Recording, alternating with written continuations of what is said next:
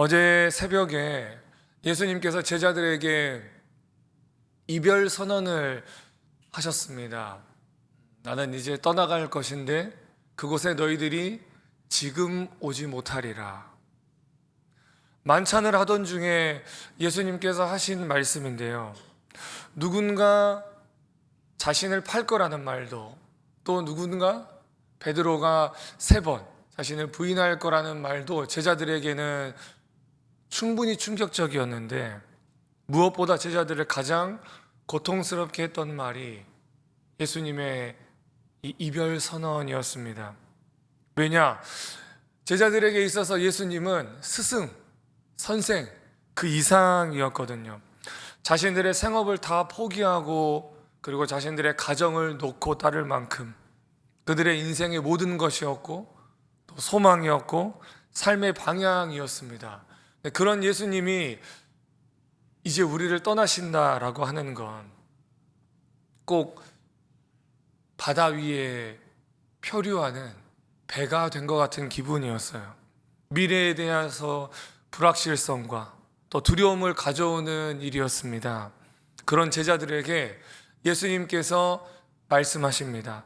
우리 본문 1절 말씀을 함께 읽어보겠습니다. 시작. 너희는 마음에 근심하지 말라. 하나님을 믿으니 또 나를 믿으라. 아멘.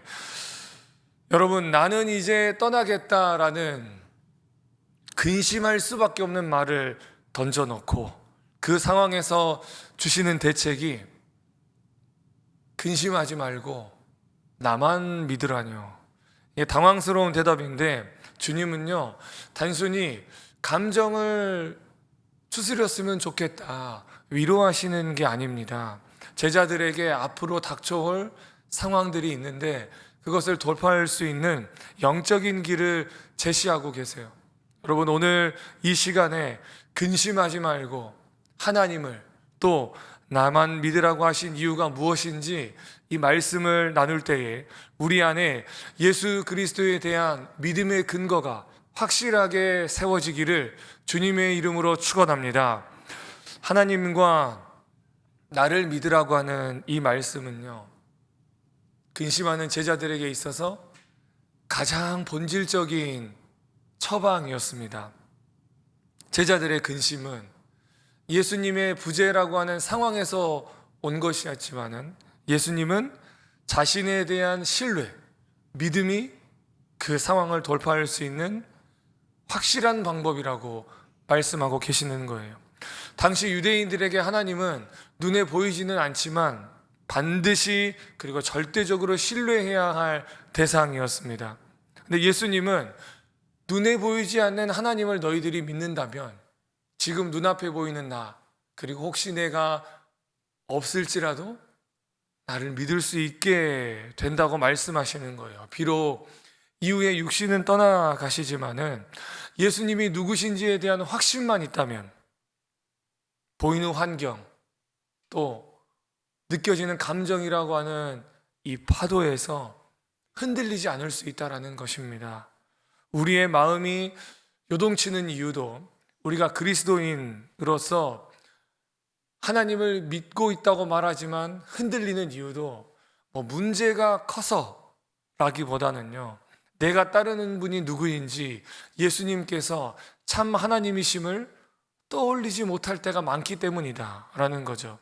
해서 제자들은 예수님의 이 떠나심을 우리는 실패했다, 버려졌다, 이렇게 해석했습니다. 그러나 예수님께서 다르게 말씀하세요. 본문 2절 말씀을 함께 읽어보겠습니다. 시작. 내 아버지 집에 거할 곳이 많도다. 그렇지 않으면 너희에게 일렀으리라. 내가 너희를 위하여 거처를 예비하러 가노니. 아멘. 예수님의 고난, 그리고 죽음, 부활, 승천은요, 그 당시에는 제자들에게, 그리고 지금 우리와 이후에 예수님을 구주로 고백하는 모든 이들을 위해서 천국의 거처를 준비하는 그런 과정이었습니다. 그리고 이어지는 3절에 반드시 다시 오셔서 우리를 데리고 가시겠다 약속하세요. 이 다시 오시겠다라고 하는 말씀이 저희가 읽었던 14장에만 4번이나 나옵니다. 물론 다시 오시겠다는 말씀은 궁극적으로는 예수님의 재림을 의미하지만 가깝게는 예수님의 부활을 말씀하시는 거고, 그리고 예수님께서 승천하신 이후에 보혜사 성령께서 오실 것을 이야기합니다. 이 땅에서도 성령 하나님께서 우리 안에 내주하심으로 영원히 하나님과 함께하고, 그리고 저 천국에서도 우리가 사랑하는 주님과 영원히 함께 살게 될 거라는 약속이죠. 사랑하는 성도 여러분, 성경은 또 예수님께서는 우리에게 상황이 바뀌면 근심이 해결될 거라고 말씀하시지 않고요, 하나님을 곧 나를 믿으라고 말씀하십니다. 험한 바다에서 표류하는 배는요, 파도가 그쳤다고 해서 표류가 끝나지 않습니다. 항구를 발견하고 항구에 도착해야 표류가 끝나고 정박할 수가 있는 것이죠. 우리에게 있어, 그리스도인에게 있어 소망의 항구는 오직 예수님뿐인 줄로 믿습니다. 예수님께서는요, 우리에게 소망이 되어주시고, 그 예수님께는 우리가 믿음으로만 닻을 내릴 수가 있어요. 그 믿음의 닻이 든든할 때에 비로소 평안을 누립니다. 저는 이 자리에서 예배하는 저와 여러분 모두가 믿음으로 평생 성령님과 동행하다가 저 천국에서 주님과 영원히 함께 사는 축복을 누리시기를 예수님의 이름으로 축원합니다. 그런데 제자들은 예수님이 말씀하신 이 거처를 물리적인 장소로만 이해합니다. 그 중에 도마가 대표로 질문을 하는 거예요. 5절에 보면은 주여, 주께서 어디로 가시는지 우리가 알지 못하거늘 그 길을 어찌 알겠사옵나이까. 이 막막한 질문에 예수님께서 우리가 너무 잘 아는 말씀으로 대답해 주시죠. 6절입니다. 6절 함께 읽겠습니다. 시작. 예수께서 이르시되 내가 곧 길이요 진리요 생명이니 나로 말미암지 않고는 아버지께로 올 자가 없느니라. 아멘. 우리가 지금 고백하고 선포한 이 구절이 나의 삶과 신앙에 있어서 결코 마르지 않고 시들지 않는 하나님의 영원한 능력이 되는 줄로 믿습니다. 히브리어로 보면 이 길, 진리, 생명 각 단어 앞에 정관사 해, 영어로 치면 더가 붙어요. 유일성을 강조하는 거죠. 그 길, 그 진리, 그 생명, 유일한 길, 유일한 진리, 유일한 생명. 예수님은요, 천국에 가는 이정표 정도가 아니라 길 그 자체시고요, 예수님은 진리가 무엇인지 힌트를 주시는 분이 아니라 진리 그 자체시고요, 죽어가는 우리에게 생명이 되어주시는, 영원한 생명이 되어주시는 유일한 분입니다. 즉 구원은요, 그리고 믿음은 예수님과 관계되지 않고서는 시작할 수도 없고 성장할 수도 없고 완성될 수도 없는 것이죠. 근데 이 말씀이 도마에게는 답이 되었는지 모르겠지만 또 다른 제자인 빌립에게는 그렇지 않았던 것 같습니다. 빌립은 아버지를, 하나님을 보여달라고 이야기를 해요. 더 확실한 증거를 원하는 것입니다. 그런 빌립에게 예수님께서 말씀해 주시죠. 9절입니다. 같이 읽어보겠습니다. 시작. 예수께서 이르시되 빌립아, 내가 이렇게 오래 너희와 함께 있으되 네가 나를 알지 못하느냐? 나를 본 자는 아버지를 보았거늘 어찌하여 아버지를 보이라 하느냐?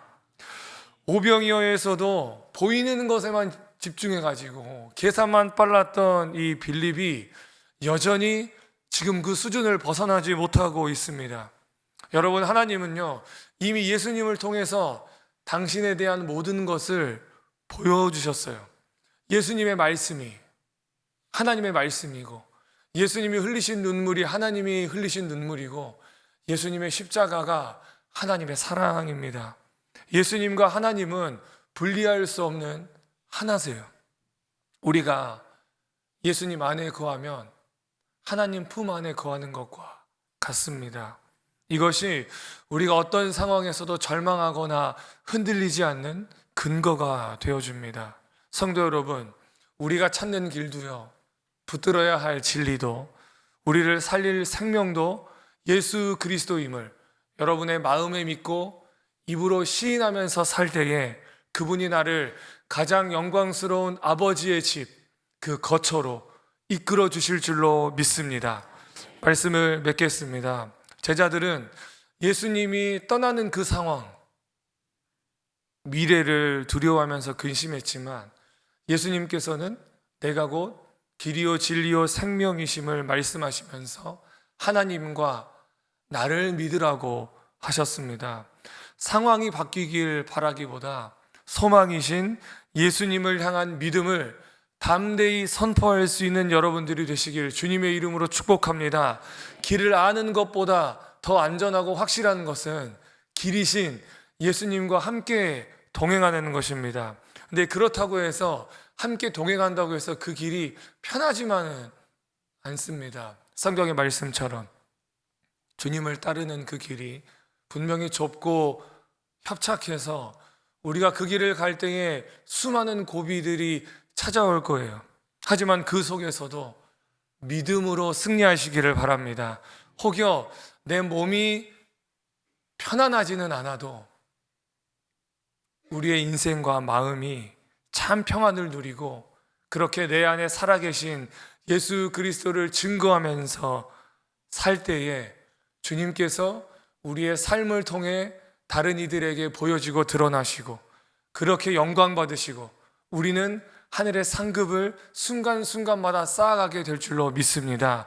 오늘 하루도 그 주님 붙잡고 살아가시면서 만나는 모든 관계 속에서 여러분이 있는 그 일터와 상황 속에서 승리할 수 있게 되시길 예수 그리스도의 이름으로 간절히 축원합니다.